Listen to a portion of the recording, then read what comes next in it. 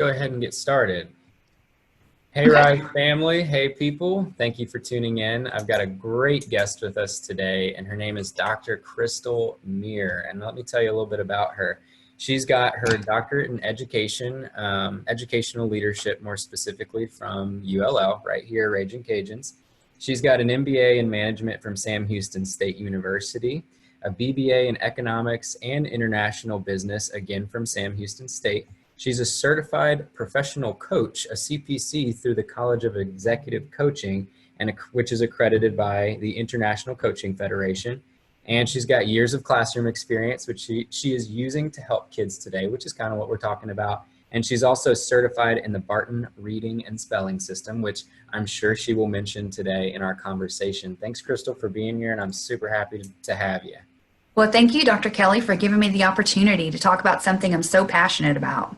Absolutely. So I'm excited to learn here today, as I'm sure our viewers and listeners are. So you came from Central Texas and you moved here to Breaux Bridge in 2014 to open your practice, right? Yes, Why that's don't you right. talk a little bit about that move and how you opened and where you're at and what's going on? Yeah, okay. I came to Louisiana because I fell in love with a Cajun boy. And I've lived here ever since. We moved here we moved here in 2005. And a few years ago, we decided to try it on our own and open our own businesses. And I had a really good friend and mentor who encouraged me to try a learning center here in Breaux Bridge because they didn't have one. They used to have one, but they didn't at the time.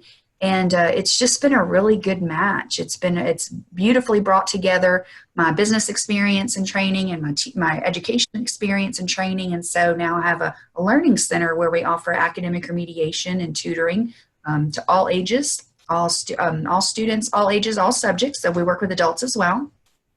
And we also offer the Barton Reading and Spelling System, which is specific to when someone has dyslexia or has significant reading challenges. And it works beautifully. I'm really excited about it because every single student that's using it, regardless of age, it's changing their lives. I mean, the parents are just thrilled with what a different kid they're seeing once they get some momentum going and they really have a chance to show that they do know a lot of these things. They just haven't had instruction in a way that works the way their brain works. Sure.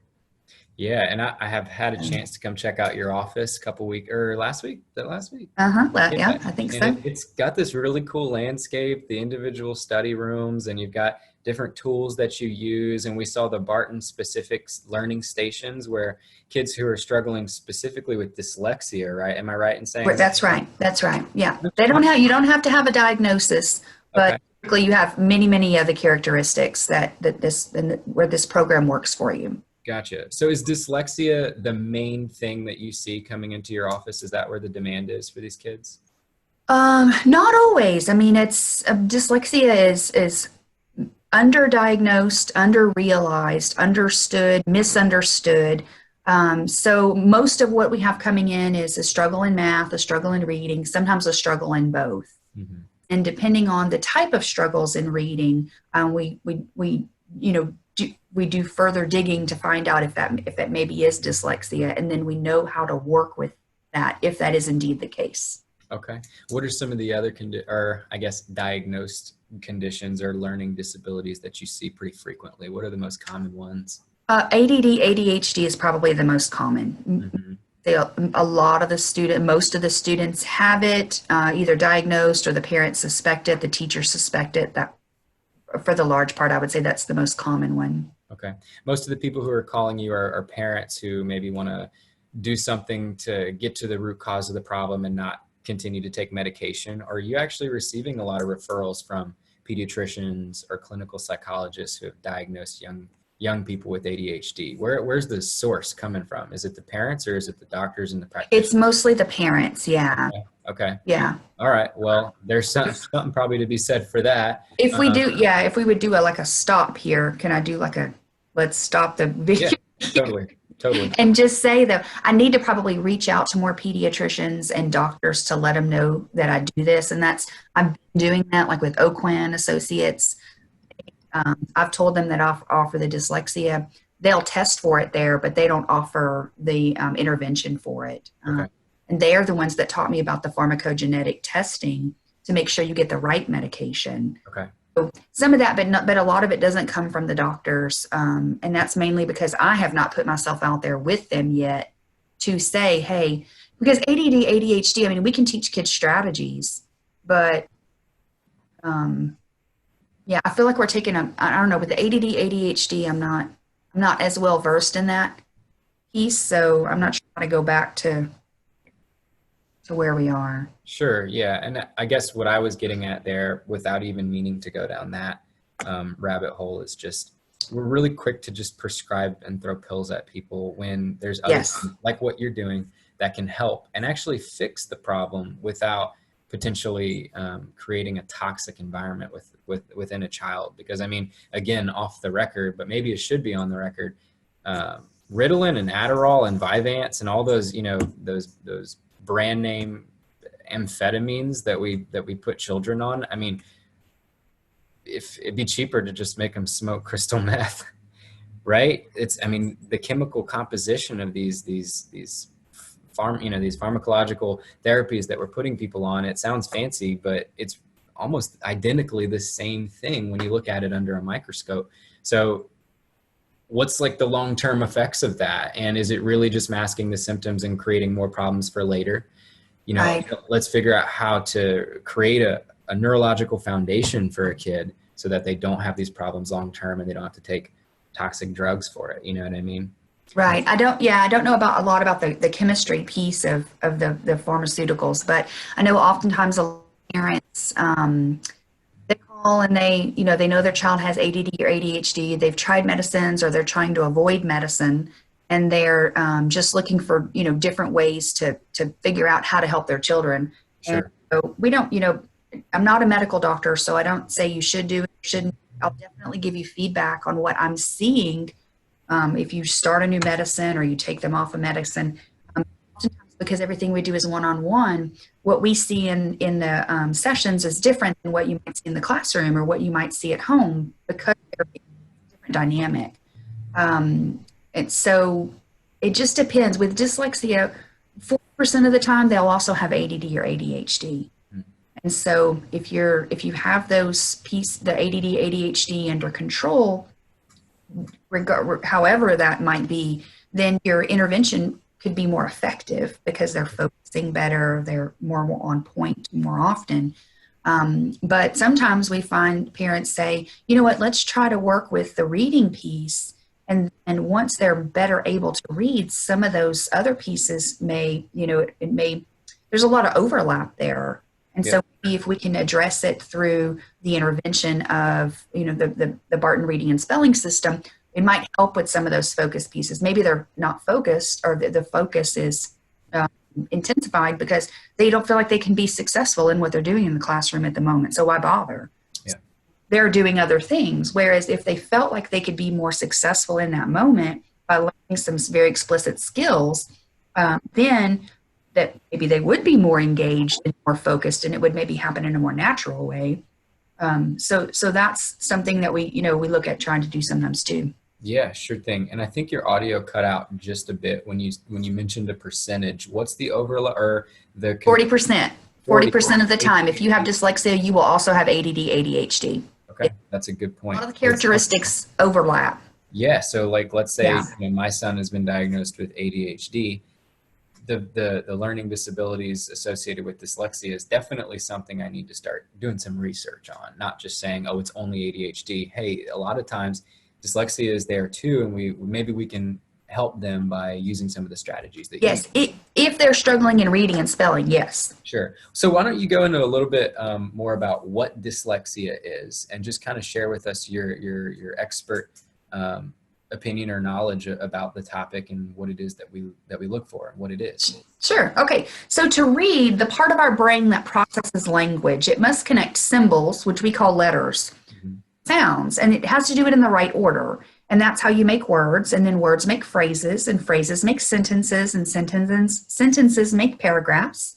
And when you can do that accurately, that's called decoding, right? But it has to happen quickly enough, which would be your fluency, to make sense of what's being read, and then that's your comprehension. So when you have dyslexia, it can be very difficult to keep all the letters and the sounds they make straight, and all of this to happen fast enough to understand what you're reading. So if the brain spends so much time figuring out what each word is, that by the time you get to the end of a sentence or a paragraph, the reader may think, I have no idea what I just read because I was concentrating so much on how to get through each word. So that's where your breakdown in comprehension happens a lot of times. And Dr. Sally Shaywitz, she's an international expert on dyslexia, wrote the book Overcoming Dyslexia. She tells us that a child who reads accurately but not fluently can be dyslexic. So it not only affects reading, but it also affects the ability to spell words, which is your encoding, the ability to be able to retrieve and articulate what it is you want to say, and remember certain facts. So like if you struggle with remembering your address, or math facts are very difficult, that could be a red flag. Our scientific research shows that the brains of dyslexics are different than those of non-dyslexics. That the part of the brain that struggles with reading and spelling, ironically, is the same part of the brain that can conceptualize very complex things, like urban planning, for example, in a way that non-dyslexics can't do. So they call it their gift. When a child is young, their job is school. In school, most of it consists of reading, spelling. And so you really see that difficulty. But once they become adults and they start, finding their careers, that's when their gift really can shine more so. But when they're young, you can see it in the connections they make, in the way their mind works. It's neat, the connections they make, the clever things they say oftentimes, because their pathways are just a little bit different in the way they make connections. Okay, so 2 questions for you. The first is, you really hit home with your example, or the concept about how they're connected in a different way. Like the physical neurological connections, the synapses in their brain is different. It's not just, some woo-woo concept. Like we've actually seen they have images. The brain images, when you have a dyslexic and a non-dyslexic reading, right, parts are going to light up. Right. Image, yes. So one of my best friends grew up with dyslexia, always, told me how like he would have trouble in school in certain regions. And I don't remember what he said he ever did for it. I don't know if he saw someone like you, but it's amazing to see like how successful he is in his career now. Absolutely. And it's the same type of complex connections that you're talking about. Like that's the gift he has. So my question is, do you think that a child who is struggling with dyslexia, and we have no clue what adult life is going to look for them yet, do you think that we should focus more on their strengths? Or do you think that the weaknesses should be addressed to try to create more balance? Or is that really up to the parent to decide what's best for the kid? I would say the research is mixed on that. Some people say focus on the strengths, don't focus on the weaknesses. I think that you've got to strengthen some of those weaknesses in terms of phonemic awareness and phonological awareness, so that they can be strong enough readers, right? They're always probably going to struggle with reading and spelling, but we can at least get them strong enough to where they can be successful. Yeah. I mean, it's always going to be up to the parent what they think is the right way to go, but I don't think that it's beneficial to only focus on the strengths. I do think we need to strengthen some of those weaknesses in terms of some basic reading skills, and they need to master them, because, like if you don't do that, they're never going to be able to read independently. And one of the things that I'm finding is that when students have a reading struggle, and let's say they're in intervention in school, once they get to the 3rd grade, the intervention focuses on comprehension. So there's no more teaching of the 1st grade, 2nd grade, kindergarten, 1st grade, 2nd grade level of skills. That's assumed that that's mastered, and that if they haven't gotten it by now, they're not going to get it. And that's just not true. I've worked with much older kids in junior high and high school, even adults, that if you go back, and one of the hallmarks of dyslexia is unexpected gaps in knowledge. And that's what's beautiful about the Barton reading and spelling system, is it goes back from the very beginning, and we really work with sounds. We don't even work with letters in the beginning, to review everything to make sure that any of those gaps are bridged. Because if you just focus on comprehension, once you get to the third or fourth grade and you don't go back and bridge those gaps, that never happens. They'll never be able to read independently. Mm-hmm. Computers reading to them or someone's reading their test to them. That's great. Those are accommodations the children need. But what about when they become adults? Who's going to do that for them? And so to go back to your question of only focus on the strengths and strengthen those, or do a little bit of both, I think you need to do both. I absolutely think when it comes to the reading skills, you need to address those. The earlier, the better. Absolutely. Cool. Thanks for that. And Sure. You're kind of mentioning, at least on the decoding half of this issue, you've got, if I remember correctly, the connecting, and then the decoding, and then the fluency, and then the comprehension, right? Yes. So there's almost different levels or I guess phases to this. It's not just one problem. It's not just like my words get jumbled up or I can't comprehend. Like there's different pieces to this flow in order for you to get from point A to point B. Can there be disconnects at different points along the way? Like, can I have primarily a connecting problem, connecting letters to sounds, or maybe I'm good with that, but it's just the fluency for some reason. Absolutely. Absolutely. Right? That's why oftentimes people think, well, my child can read, they can't be dyslexic. That's not true. They read, it could be very slow, very laborious, very choppy. If that's the case, they absolutely could have dyslexia. It doesn't mean that you cannot read at all. It means that you cannot read to the degree that your intellect should allow. Very interesting. So it's almost not a well, I say bad thing for lack of a better word, but it's almost a compliment, because it's like, hey, your intellect is way up here, man. I think right? Yes. I think it is. Yes. Negative connotation. It's not something that people should be afraid of, or something that they should not say the D word or anything like that. It's really just you just need a different way of presenting. Reading needs to be presented in a different way, basically. But as far as other things go, I mean, you're going to be able to do things in ways that non-dyslexics can't. So that's why they call it the gift. Yeah. I like that a lot. So what are some of the common signs that like parents, teachers, or caregivers can look for to see if they could use help in this arena? Well, if we can talk about the gift just a little bit more, because I really stress that point and I really try to help the children understand. There are a lot of books out there about dyslexia written from the standpoint of children to help kids understand they're not the only ones. And when these things happen, there's a reason why that's happening. It's not because there's something wrong with them or because they're defective in some way. It's just that we need, as the adults, need to be the ones to come in and say, oh, okay, this is going on. Here's what we need to do. We need appropriate intervention. But when you have dyslexia, you're typically you can be good at creating. You can be good at design, like Tommy Hilfiger. Any of the people I'm saying right now are people who have dyslexia. Oh, wow. Cool. Musicians like Jewel, Lou Reed, Cher, Tony Bennett, Joss Stone, Carly Simon, they all have dyslexia, and look how successful they are. The culinary arts like Jamie Oliver, Albert Einstein had dyslexia, Steve Jobs had dyslexia, and I mean, think about what kind of an entrepreneur he was and what he did for technology. Visualizing, you have the Richard Rogers in architecture, communicating, like marketing, filmmaking, writing, all of those things. Tom Cruise, Agatha Christie, they all had dyslexia and they're extremely successful. So dyslexia is overcomable. It's not going to go away, but it is overcomable, no doubt. And I don't know if a lot of people realize that we do know what to do. We do know what to do. Sure. So let's say you were educating a room full of teachers on what to look for. I would love that opportunity. What would you say? Hey, these are some of the things that everybody knows about dyslexia and things to look for.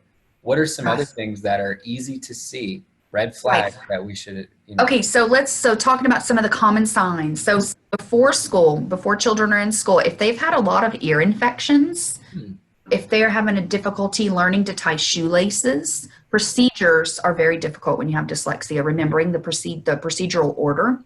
If they mix syllables like paschetti instead of spaghetti or aminal instead of animal, it can seem really cute, but keep an eye on it if it persists.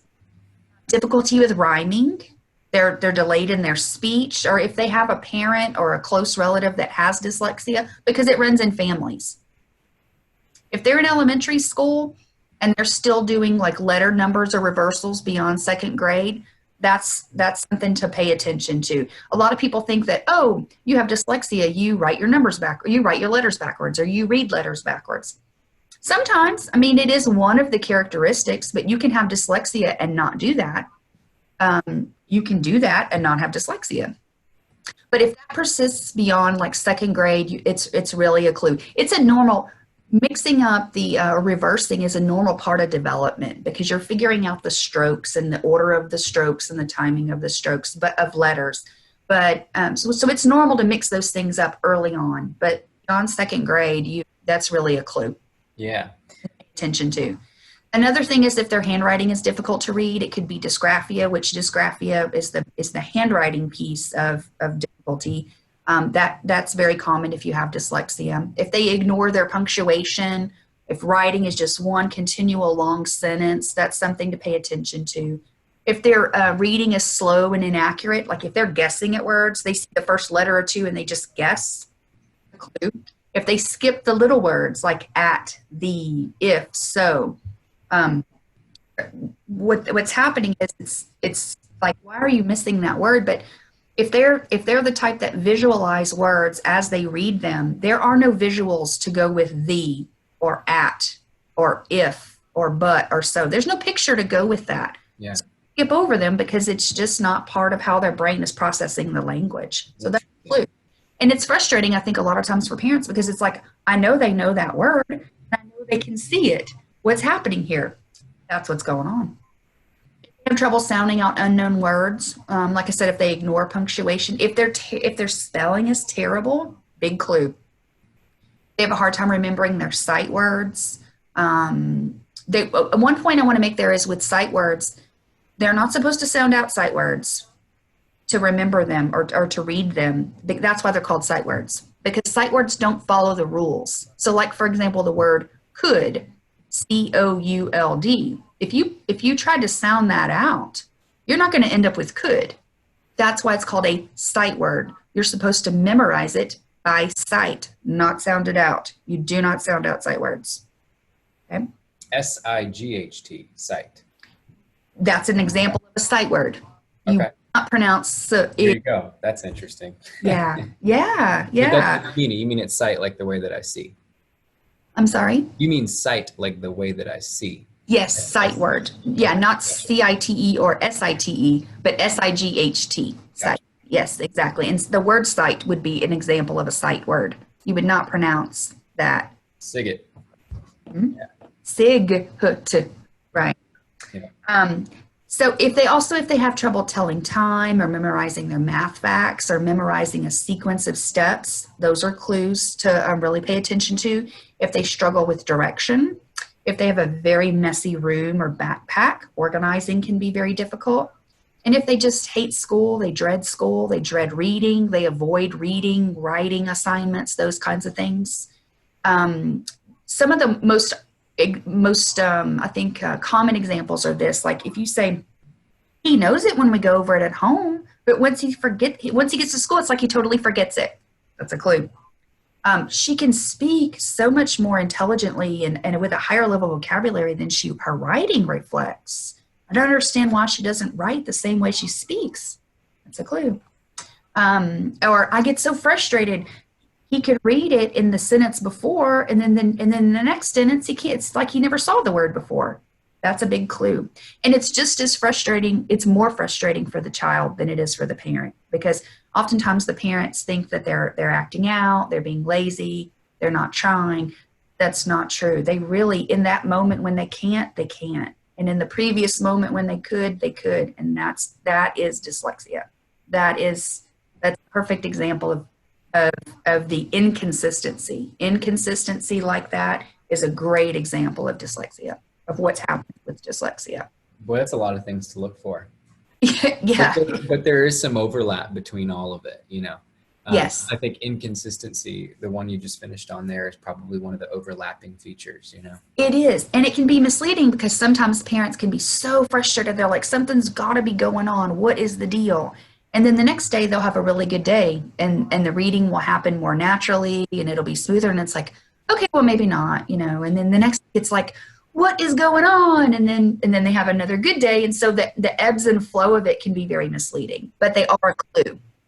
Absolutely. So what Yeah. then, what do we do about it? So what are the most effective tools to actually work with this and see some improvement? Okay, so some of the tools that you can do, all research is going to indicate an Orton-Gillingham intervention system, something that's Orton-Gillingham based. And Orton-Gillingham are like the mother and father of dyslexia. And what it is it's structured, it's sequential, it's multisensory, it's explicit. It's research and evidence based, and it's regular and intense. You really need the regularity and the intensity of a system that's designed to where it's feeding and building and reinforcing constantly. And the way we teach to the masses, it's just not designed that way. And that's fine. It makes sense because the masses don't need that type of instruction. But when you have reading struggles like this, you do need that type of instruction. And it's organized and designed in a way that makes sense for the dyslexic brain. So that's definitely the recommendation. Okay. Yeah. You want to talk about the Barton work a little bit? Yeah, so Barton Reading and Spelling System is Orton based, and it, in my opinion, is superior program for working with these types of reading and spelling struggles. We have many kids in the program, and every single one of them is finding success. Some of them are reaching honor roll in some cases, you know, maybe except for the spelling. And one of the accommodations that's suggested by the system is that you don't count spelling except for in spelling. So for example, if they're taking AR tests, that's a test of reading comprehension, which they're multiple choice and can be very difficult for a dyslexic student. So we encourage audiobooks. A lot of times parents think that our teachers think that audiobooks are not, it's like cheating, it's not fair. But when you have dyslexia, your listening comprehension is typically much stronger than your own reading comprehension. And so audiobooks they really just kind of level the playing field, especially if you're talking about comprehending. The goal is to comprehend some concept. Then you want to just listen to it. Listening to it is fine. Listening and reading along is really good too. But it's not a unfair or shortcut or cheating type thing. They really need that accommodation. Because it's going to expose them to vocabulary, it's going to expose them to what good reading sounds like, and it's going to continue their development. So I highly encourage audiobooks. Do you find that after like a really consistent, repetitive period of reinforcement where you're making a lot of changes, do you find that eventually you can kind of taper off the frequency of your intervention or your exercises to where let's say somebody's kind of in like maintenance care or something in my office? Yeah, possibly. Yeah, I mean, for the most part, there's a certain number of levels that you need to be able to do to read at a certain level. The program's designed to get you to a 9th grade reading level, which is where you need to pass your college entrance exams, that type of thing, to graduate high school. So it is recommended that you do the program all the way through. Yeah. So. Tell me your question again. Sorry. Yeah. So let's say I'm a dyslexic child. Let's say I'm a dyslexic adult, and you're just getting started with me. You just did an assessment or evaluation on me, and I need to come see you every day after school for an hour, right? Don't you do hour periods with them? Yes. Right. Let's say I do my hour. We're getting that reinforcement that you're talking about, that consistency. Does it ever reach a point where, like you're saying, I level up?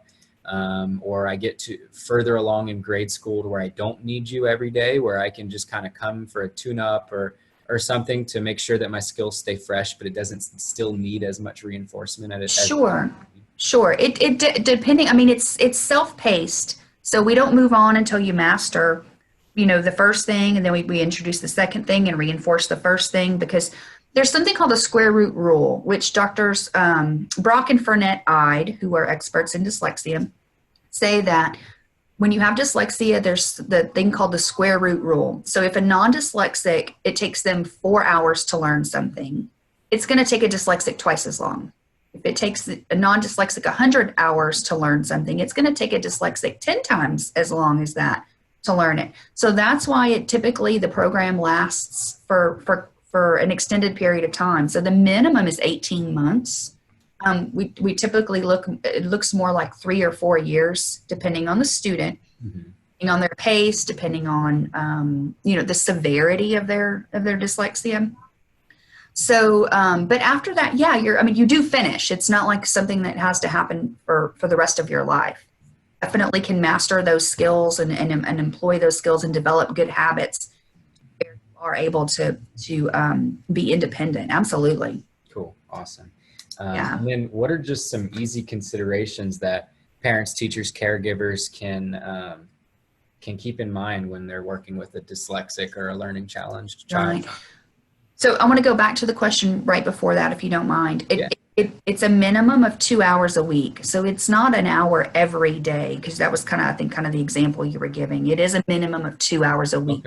Okay. Around, because the consistency is just so critical, because it needs so much repetition.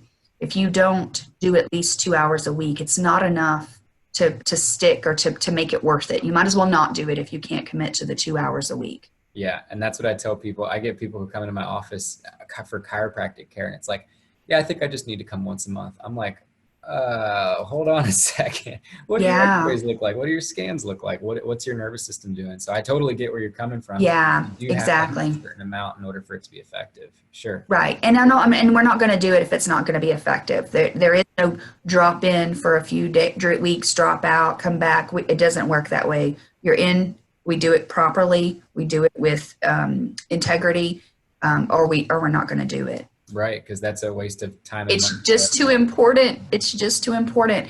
And it's, one of the examples is like when a child is in intervention, and then the intervention works, and so they take them out of intervention because, they've met that threshold.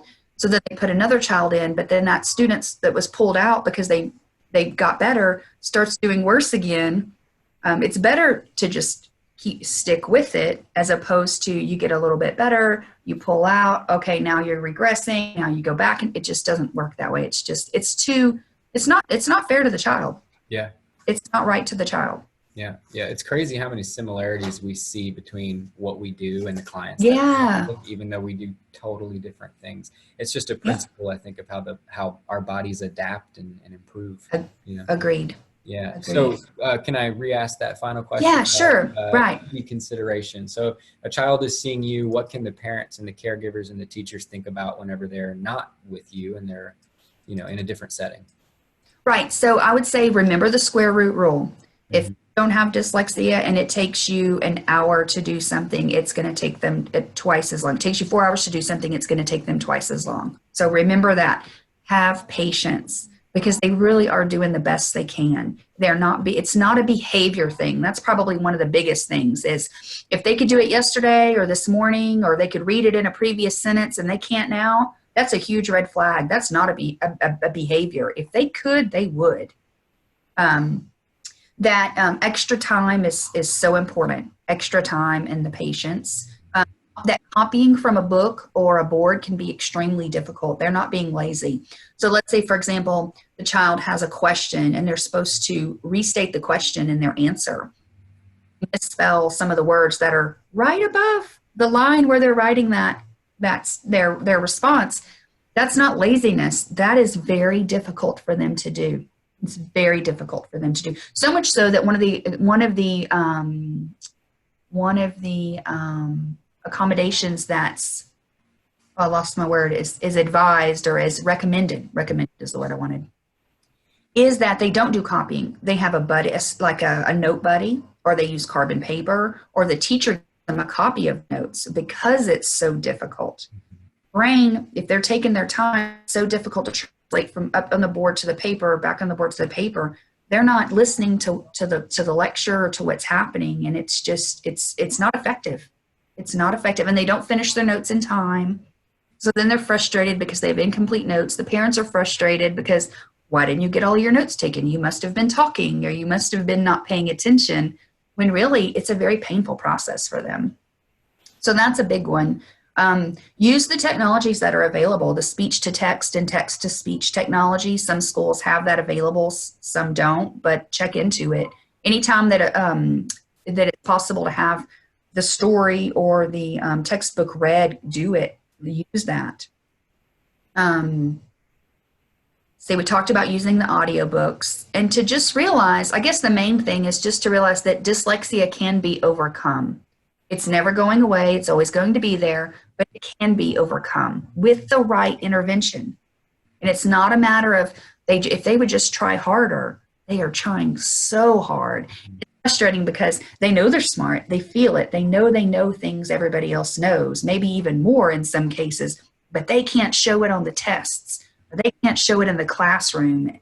And so they get labeled as lazy or not smart when they really are. And we're talking about changing the trajectory of their life. Intelligence to go, to just really soar, but yet at some point when they're younger, they're convinced that they can't read, they're not smart, those things, and so that affects the self-esteem. They try less, and then you're just looking at the ripple effect of those types of things, and it's unnecessary. And so we're really passionate, because it's like, identify it early and let's do something about it so that they can realize their potential. Totally. Yeah, I can see the passion just coming out. Yeah, good. Because I've seen it so many times, kids that come and the parents are in tears, the kids have been in tears, they've been held back, which it's my understanding that the research does not support holding a kid back, especially if they have dyslexia. Because if what they did in second grade didn't work for them the first time, going to second grade and doing the same thing all over again is not going to work for them a second time. It's just going to make them more frustrated. They have to have the right intervention that works the way their brain works. Yeah, that's the definition of insanity, right? Doing the same thing. Exactly. All right. Exactly. Do you have any thoughts to kind of conclude here? You've given us a lot of food for thought. And is there anything else you want to add before we finish it out for the day? I would just say 2 or 3 things. Don't wait. It's easier to deal with it now than it is to try to unlearn, habits that have been developed to compensate late as you go, and then try to relearn. Mm-hmm. Be consistent and make it a priority. Reading is one of the most important skills you can learn that are going to carry you through your life. Yeah. I think it's as critical as reading. As breathing. Reading is as critical as breathing, in my opinion. Yeah. So think about what you could do without being able to read. Not a lot. Yeah. We probably take it for granted. We do. Yeah. We do. Well, cool. Thank you so much, Crystal. Thank you for the opportunity. Yeah, and I think a lot of folks are going to get plenty out of this. And I'm going to post, with your permission, your contact information either absolutely in the or in the video description, so that anyone that needs to get in touch with you, whether it's just to ask a question or to start a kid under care, they can go ahead and do that. I'd love that. I'd love the opportunity to talk about it anytime. Great. Well, have a great weekend, and I'll talk to you soon. Okay, sounds good. Thanks. Bye-bye.